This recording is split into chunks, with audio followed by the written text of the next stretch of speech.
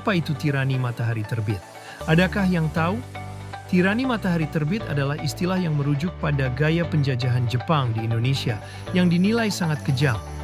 Meskipun singkat, dampak penjajahan Jepang ini sangat membekas bagi masyarakat Indonesia.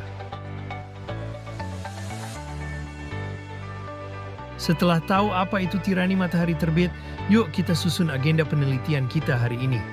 Kita akan membahas tentang kedatangan Jepang ke Indonesia, organisasi pergerakan massa pendudukan Jepang, pengerahan dan penindasan versus perlawanan, drama akhir sang tirani. Kedatangan Jepang ke Indonesia. Yang pertama, masuknya Jepang ke Indonesia. Sejak pengeboman Pearl Harbor oleh Angkatan Perang Jepang pada 8 Desember 1941, serangan terus dilancarkan terhadap Angkatan Laut Amerika Serikat di Pasifik. Serangan-serangan itu seolah-olah tak dapat dibendung oleh Amerika Serikat. Yang kedua, sambutan rakyat Indonesia. Kedatangan Jepang di Indonesia pada awalnya disambut dengan senang hati oleh rakyat Indonesia. Jepang dielu-elukan sebagai saudara tua yang dipandang dapat membebaskan bangsa Indonesia dari kekuasaan Belanda. Sikap simpatik bangsa Indonesia terhadap Jepang antara lain juga dipengaruhi oleh kepercayaan ramalan Jayabaya. Yang ketiga, pembentukan pemerintahan militer.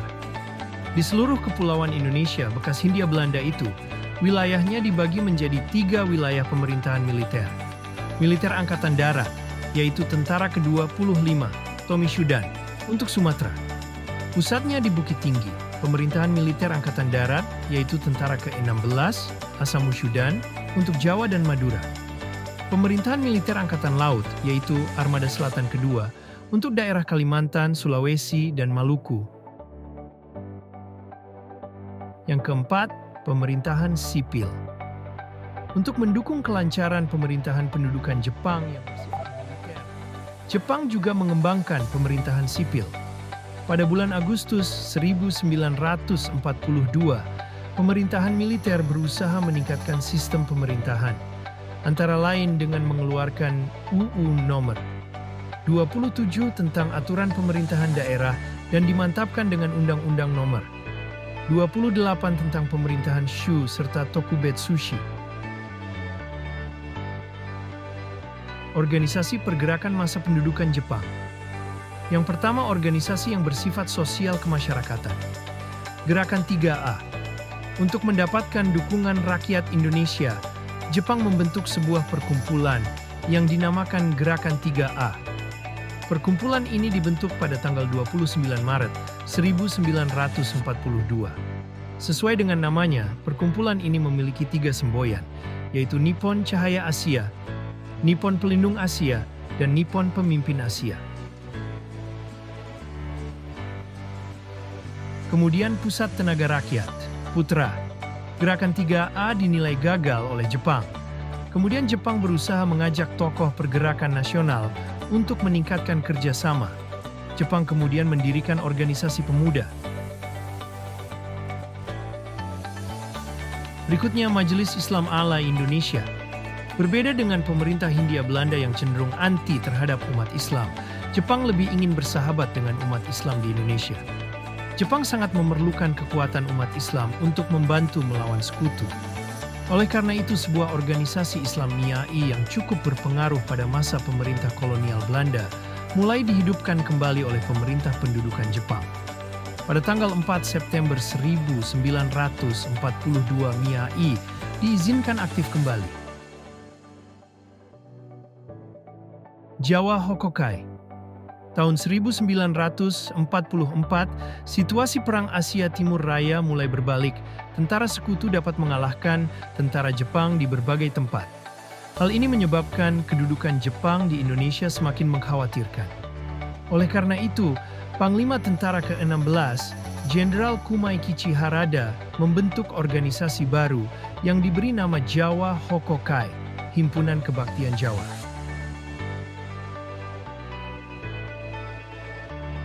2. Organisasi semi-militer A. Pengerahan tenaga pemuda. Kelompok pemuda memegang peranan penting di Indonesia, apalagi melihat jumlahnya yang cukup besar. Menurut penilaian Jepang, para pemuda apalagi yang tinggal di daerah perdesaan belum terpengaruh oleh alam pikiran Barat. Mereka secara fisik cukup kuat, semangat, dan pemberani. B. Organisasi Seinendan. Seinendan Korps Pemuda adalah organisasi para pemuda yang berusia 14-22 tahun. Pada awalnya, anggota Seinendan 3.500 orang pemuda dari seluruh Jawa. Tujuan dibentuknya Seinendan adalah untuk mendidik dan melatih para pemuda agar dapat menjaga dan mempertahankan tanah airnya dengan kekuatan sendiri. C.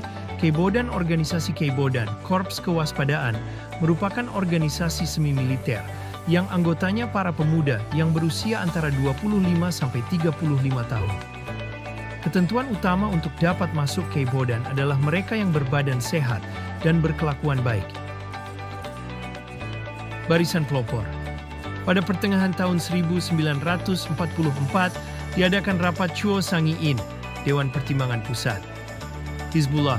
Pada tanggal 7 September 1944, PM Jepang Kaiso mengeluarkan janji tentang kemerdekaan untuk Indonesia. Sementara keadaan di medan perang, Jepang mengalami berbagai kekalahan. 3. Organisasi militer. PETA. Sekalipun tidak dapat dilepaskan dari rasa ketakutan akan adanya serangan sekutu, Jepang berusaha agar Indonesia dapat dipertahankan dari serangan sekutu. Heiho sebagai pasukan yang terintegrasi dengan pasukan Jepang masih dipandang belum memadai. Jepang masih berusaha agar ada pasukan yang secara konkret mempertahankan Indonesia, sehingga terbentuklah PETA, Pembela Tanah Air, Heiho.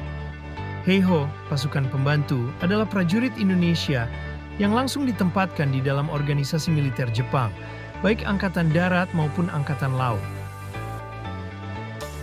C. Pengerahan dan penindasan versus perlawanan.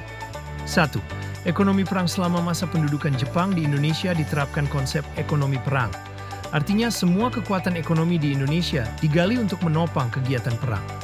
Perlu dipahami bahwa sebelum memasuki PD2, Jepang sudah berkembang menjadi negara industri dan sekaligus menjadi kelompok negara imperialis di Asia. 2. Pengendalian di bidang pendidikan dan kebudayaan. Pemerintah Jepang mulai membatasi kegiatan pendidikan. Jumlah sekolah juga dikurangi secara drastis. Jumlah sekolah dasar menurun dari 21.500 menjadi 13.500 buah. Sekolah lanjutan menurun dari 850 menjadi 20 buah. Kegiatan perguruan tinggi boleh dikatakan macet. Jumlah murid sekolah dasar menurun 30% dan jumlah siswa sekolah lanjutan merosot sampai 90%. 3. Pengerahan Romusa. Berbagai kebijakan dan tindakan Jepang seperti disebutkan di atas telah membuat penderitaan rakyat. Rakyat petani tidak dapat berbuat banyak, kecuali harus tunduk kepada praktik-praktik tirani Jepang. Keempat, perang melawan sang tirani. Jepang yang mula-mula disambut dengan senang hati, kemudian berubah menjadi kebencian. Rakyat bahkan lebih benci pada pemerintah Jepang daripada pemerintah kolonial Belanda. Jepang seringkali bertindak sewenang-wenang. Rakyat tidak bersalah ditangkap, ditahan, dan disiksa. Kekejaman itu dilakukan oleh Kenpetai, polisi militer Jepang. Drama akhir sang tirani. 1. Akibat pendudukan Jepang di Indonesia. Bidang politik. Dalam bidang politik, Jepang melakukan kebijakan dengan melarang penggunaan bahasa Belanda dan mewajibkan penggunaan bahasa Jepang. Keadaan sosial, budaya, dan ekonomi. Guna membiayai Perang Pasifik, Jepang mengerahkan semua tenaga kerja dari Indonesia. Mereka dikerahkan untuk membuat benteng-benteng pertahanan. Mula-mula tenaga kerja dikerahkan dari Pulau Jawa yang padat penduduknya. 2. Janji kemerdekaan. Pada tahun 1944, Jepang terdesak. Angkatan Laut Amerika Serikat berhasil merebut kedudukan penting Kepulauan Mariana, sehingga jalan menuju Jepang semakin terbuka. Jenderal Hideki Tojo pun kemudian digantikan oleh Jenderal Kuniaki Kaiso sebagai Perdana Menteri. Ketiga, Panitia Persiapan Kemerdekaan Indonesia (PPKI), BPUPKI kemudian dibubarkan setelah tugas-tugasnya selesai. Selanjutnya dibentuklah Panitia Persiapan Kemerdekaan Indonesia (PPKI) pada 7 Agustus tahun 1945. Badan itu beranggotakan 21 orang. Mereka terdiri dari 12 orang wakil dari Jawa, 3 orang wakil dari Sumatera, dan 2 orang dari Sulawesi dan masing-masing 1 orang dari Kalimantan, Sunda Kecil, Maluku, dan golongan penduduk Cina, ditambah 6 orang tanpa izin dari pihak Jepang.